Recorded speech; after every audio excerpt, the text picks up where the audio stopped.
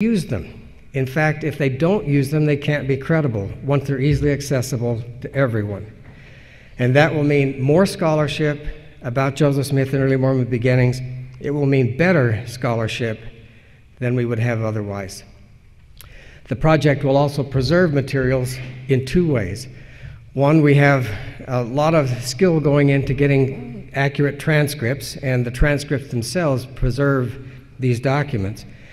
But we also are able to use modern technology to preserve digital images that have data beyond what the eye can see.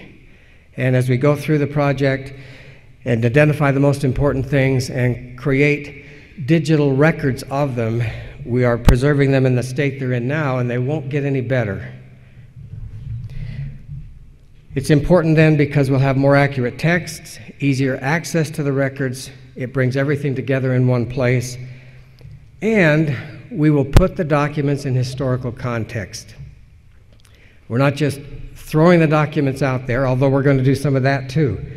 Our website will have facsimiles of documents and transcriptions of documents before they have historical annotation in many cases. But in the published volumes and eventually on the website, we will provide context that allows you to see how documents work together, the historical setting in which they were created and operated, and how they interconnect. Many other projects have paved the way for us. The Thomas Jefferson papers were first. On the 200th anniversary of the birth of Thomas Jefferson, 1943, Julian Boyd set himself the task of gathering all the Thomas Jefferson papers and preparing what he envisioned to be a comprehensive edition of Thomas Jefferson papers according to new, modern scholarly standards. It took him 7 years. 1950, the first volume was published, and that goes on. That work is not finished yet. Our body of materials is a little less, our resources are more, and we're not going to take 57 years. But we have taken a while, and we're going to take a while longer before this is done. After Julian Boyd and Thomas Jefferson, many other projects also started up. I can bear testimony, if you will, to the importance of these because of the Benjamin Franklin papers. When I say scholars will do more studies and better studies, I can point to my master's thesis as an example. I happened upon a topic of young Benjamin Franklin for my master's thesis at the University of Virginia, which happened to fall within the period that had already been done in the Benjamin Franklin papers. And the first 11 volumes provided me a gold mine. I went to New York Public Library, the American Philosophical Society in Philadelphia, to the National Archives, but where I really did my work is in the Alderman Library in Charlottesville at the University of Virginia with the Benjamin Franklin papers. And we want that to be accessible in the same way to scholars anywhere dealing with Joseph Smith and early Mormon beginnings. In February, there were a series of hearings and testimony before Congress about documentary editing projects. And one of the participants was Ralph Ketchum, who underscored that beginning with the work of Julian Boyd, these modern editions have set a standard for documentary editing that is so different than 19th century standards or even earlier 20th century in terms of their rigorousness and their scholarship, that everything since then must meet those standards or they're not credible. So it's not just that we want to meet the standards, which we do, but we must, or people cannot have confidence and will not use our materials. David McCullough is one who has testified not just in Congress in February, but in many of his works and speeches about the importance of the papers of the Founding Fathers. Not an academic historian, but a historian who has relied on the folks that have pulled together all these materials for 50 years. He says it allows people like him and will allow people without extensive historical training, writers and scholars of other disciplines, to write good history, accurate history, because the materials have been brought together by fine scholars. Therefore, we have these great biographies and historical studies of the Revolutionary era. We could not have them without the Founding Fathers. Their value is unassailable, immeasurable. They're superbly edited, they are thorough, they are accurate. Now, scholars would smile. The footnotes are pure gold. No one would expect people to think the footnotes are gold, but they are masterpieces of close scholarship, and we have lots of those where we have mined a great deal of information and distilled it into annotation. Without them, he says, I could not have written John Adams or 1776. The task of documentary editing is not just to present the documents, but to make them understandable. Hopefully, as understandable as would have been those who saw the documents in their day. This means, again, the historical setting is important, allusions within the text, people and places, events mentioned that may not be that we may not be aware of. These are all part of trying to make the documents connect with us so that we can understand them and use them. How does documentary editing work?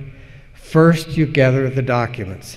And that's a major task, even though 90% of it has been in the possession of the church since Willard Richards and Thomas Bullock boxed it into boxes and put it on wagons to come across the plains from Nauvoo.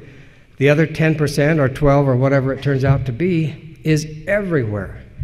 In courthouses, in repositories from the Huntington on the west coast to Beinecke Library on the east coast and many places in between. And so gathering the documents is a major effort. After you collect, then you transcribe. And I'll say something in a moment about transcription and how that works, and annotate. And then you can publish a volume. Now, what is that volume? It's a reference work. It's not a history. It's not a narrative. It's not bedtime reading, as one of our readers of an early volume said. Oh, I learned so much. I'm certainly glad you allowed me to read this, but it's not bedtime reading. Even one of our General Authority Review panel, who is a scholar himself, wrote when he sent back one of the volumes, I have finished the tough slog. He was very praiseworthy of what was there, but it was not bedtime reading. So it's a reference volume. And then what can happen? Then others will write the narratives and the history books out of these reference works. So that's the task we've set ourselves and what documentary editors do. Here's just one other example from another writer who is reviewing a work of another historian, suggesting that, again, we have this great outpouring of scholarship on the Revolutionary era because of documentary editing. If you look at that, or what David McCullough said, and substitute for Americans and American history, Mormons and Mormon history, you'll get a sense of why this is vital and what we expect the impact to be of this work. Here's a sample of some of the books that have been published on Joseph Smith, going back to the Pioneer, well, B.H. Roberts' version of the Pioneer manuscript history of Joseph Smith, and up to Joseph Smith's Rough Stone Rolling. Every one of these, even Rough Stone Rolling, could have been even better had the edition of the Joseph Smith papers been available. Now, Richard Bushman, who's one of our general editors, had access to much of the background material that we're working with, but he didn't have published volumes yet because we don't have them. One day, a new biographer of Joseph Smith will be able to start from a collection on the shelf and branch out from there in a way that Richard Bushman could not do. While this is for scholars, Latter-day Saint scholars and non-Mormon scholars, will it have applicability for Latter-day Saints generally? We hope. We had some early discussions before we got the approval to do the Joseph Smith Papers project with general authorities who cared about this but wanted to help frame the way in which it might be done. One of them said, if it's not credible to scholars, it's not worth doing. Another said, if it's not accessible for Latter-day Saints, it's not worth doing. So we have tried to do things that will help Latter-day Saints understand our history better, as well as scholars understand our history better.